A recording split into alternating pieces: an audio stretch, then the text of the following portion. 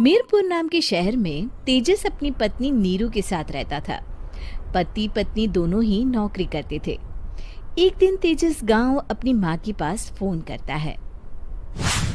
Hello, प्रणाम माँ। जीते रहो माँ, तुम दादी बनने वाली हो हैं? अरे वाह, ठीक है बेटा, मैं कल ही आती हूँ। जब माँ जी शहर पहुंची तो बेटे बहू ने बहुत अच्छे से स्वागत किया। लीजिए माँ जी, चाय। अरे गर्मा गर्म पकोड़े ले आओ माँ के लिए। नीरू रसोई में गई और 2 मिनट में ही पकोड़े ले आई। जी ये लीजिए। बहू, जादू से बनाए हैं क्या? अभी तो रसोई में गई थी। यम्मी। माँ जी, शीला रसोई में पकोड़े तल रही है, मैं बस लेकर आई। हे भगवान, मेरा धर्म भ्रष्ट कर दिया तूने। अब तो गंगा जल से शुद्धिकरण करना होगा। दूसरे दिन, माँ जी मैंने नाश्ता बना दिया है, ऑफिस जा रही हूँ। पर अभी तो घर का सारा काम पड़ा है। शीला आती ही होगी, झाड़ू पोछा बर्तन कपड़े वो सब कर लेगी। हमारे जमाने में घर का सारा काम हम ही करते थे।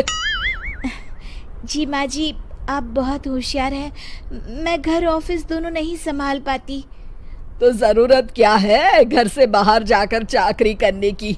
वैसे भी घर का काम खुद करने से घर में बरकत आती है, समझी? पर माँ जी। पर वर कुछ नहीं, इस महीने की पगार मिले फिर ऑफिस बंद। हाँ। रात को नीरू तेजस से कहती है, सुनिए जी, माँ जी बोल रही थी कि मैं नौकरी छोड़ दूं। वैसे ठीक ही तो है, अभी तुम्हें आराम की जरूरत है। फिर भी आराम कहाँ, शीला को छुड़ाने के लिए बोल रही थी।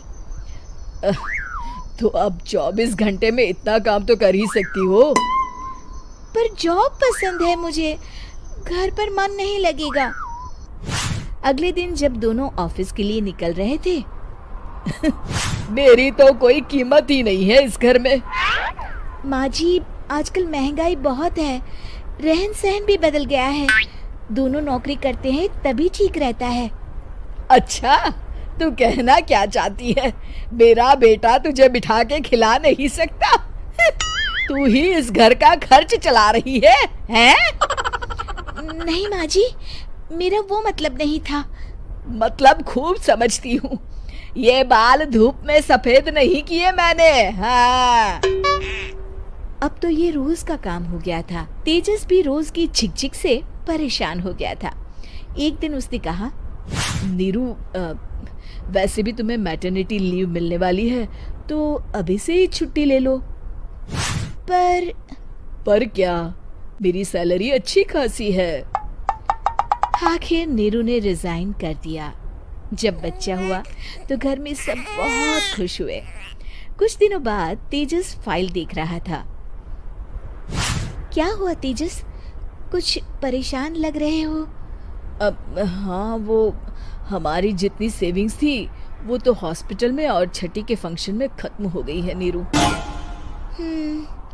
और अभी वैसे मंदी चल रही है तो मैं बोल रही थी कल मुन्ना को हेपेटाइटिस का टीका लगवाना है। नीरू, क्या पोस्टपोन नहीं कर सकते? नहीं जी, बिल्कुल नहीं। अब तेजस को समझ में आ रहा था कि उससे गलती हुई है। पैसों की कमी का असर घर के माहौल पर भी पड़ रहा था। अगले दिन, बेटा मेरा चश्मा और ये दवाइयाँ ले आना, पर्चा देते हुए माँ जी ने कहा। जी। तेजस, मुन्ना के लिए दूध का डिब्बा और डायपर भी ले आना, और ये किराने के सामान की लिस्ट है, इसे भी लाना है। तेजस गुस्से में लिस्ट मरोड़कर फेंकता है और चिल्लाता है, पैसे क्या पेड़ पर उगते हैं? ये ले आना, वो ले आना। अरे पर ये जरूरत का सामान ही है। वो गुस्से में बिना कुछ कहे ऑफिस चला गया। अरे लंच तो ले जाइए। नीरू दौड़कर डिब्बा पकड़ाती है। एक दिन खाना खाने के बाद, नीरू, अब तो मुन्ना कुछ बड़ा हो गया, तो अब तुम वापस ज्वाइन कर लो ना जॉब। पर इस रिसेशन में जॉब मिलना बहुत मुश्किल है। ट्राई तो करो। फिर मुन्ना, माँ जी है ना, और एक फुल टाइम मेड भी लगा लेंगे। पर माँ जी, उन्हें तो पसंद नहीं। तभी माँ जी वहाँ आ जाती है और प्यार से नीरू के सर पर हाथ फेरते हुए बोलती है, अब मेरी समझ में आ गया बहू, पहले के और अब के समय में अंतर है। तुम काम शुरू करो, मुन्ना की जिम्मेदारी मेरी। मेरी प्यारी माँ जी। ये कहकर नीरू उनके गले लग गई। शिक्षा, परिवर्तन संसार का नियम है, हमें भी समय के साथ चलना चाहिए। उम्मीद है कि आपको हमारी ये कहानी पसंद आई होगी। कृपया हमारे चैनल को सब्सक्राइब करें और सभी अपडेट्स के लिए बेल आइकन जरूर क्लिक करें। और हाँ, वीडियो लाइक और शेयर करना मत भूलिएगा। Bye bye.